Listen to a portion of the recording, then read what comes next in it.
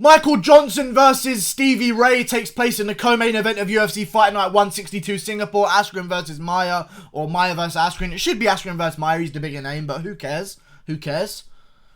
We're talking about Michael Johnson versus Stevie Ray. This is going to be a good one. It's a co-main event of a Fight Night, which usually wouldn't happen. They're not that big of names, but it's a good Fight Night, I guess.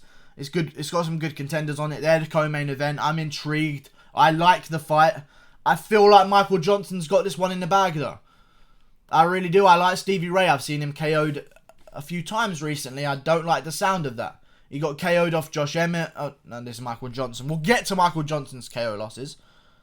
Got KO'd off Leonardo Santos. Lost to Cajun Johnson, which I don't like, because Cajun Johnson wasn't the best guy. You know, you wouldn't catch Michael Johnson losing to Cajun Johnson. There can only be one Johnson. It's Michael Nochin Johnson. Paul Felder KO'd Stevie Ray as well. I've seen him rocked a couple times. I just feel like Michael Johnson's got this one in the bag. He's got the reach advantage. He's coming up back up to lightweight, which I like. He left lightweight off of the loss to Khabib. Little did he know that that loss really would... You just joined the crew of guys at 155 that had lost to him. A loss doesn't to Khabib. I can accept that, you know. But when Khabib was fighting Michael Johnson was like, I'll never make it a lightweight. I'll go down. But, hey man, losing to Khabib ain't bad. You landed a punch on him, I guess. That's a good thing, you can say that. But yeah, Michael Johnson versus Stevie Ray, I just feel like Michael Johnson's got it. Michael Johnson's always winning before he loses as well. Against Josh Emmett, he was well on his way to a unanimous decision victory. With 46 seconds left, he gets KO'd. Out of nowhere. It was a good shot from Josh Emmett. I just feel like he's just winning the whole fight, as usual. Against Justin Gaethje, he's doing pretty fucking well. He's got Gaethje rocked all over the place. Couldn't find the finishing blow. Gaethje swarmed him. And that's what happens when you fight Gaethje. That's not a bad loss. Darren Elkins, I don't like. But then again, Stephen Ray is really... He's not going to be like dominating on the ground against Michael Johnson, I don't think so. I don't think we have to worry about that. And other than that, he's lost to Khabib, Nate Diaz, Benil Dariush by split decision. These aren't bad losses. He's beat Edson Barboza, Dustin Poirier, Artem fucking Lobov.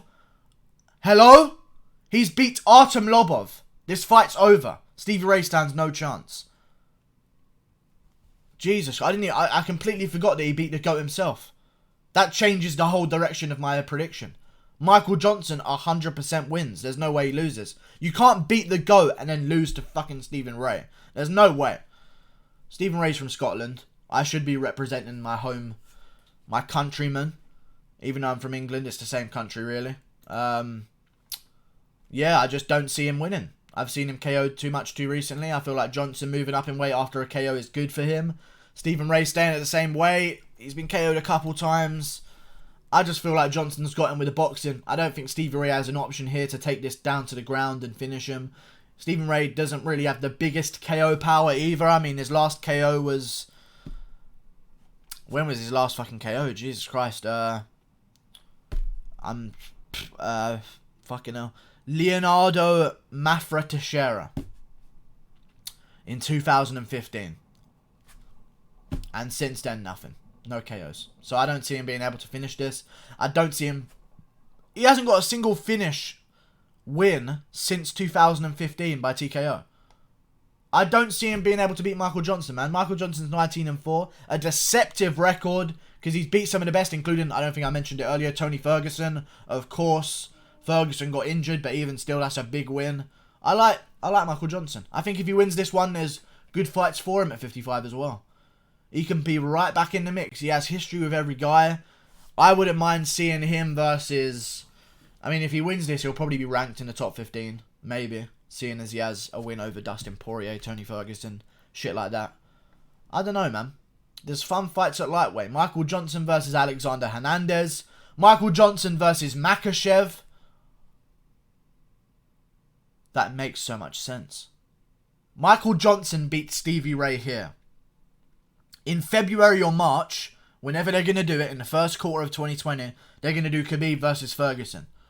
On that card, you put Islam Makhachev versus Michael Johnson. If he wins this one. On the main card.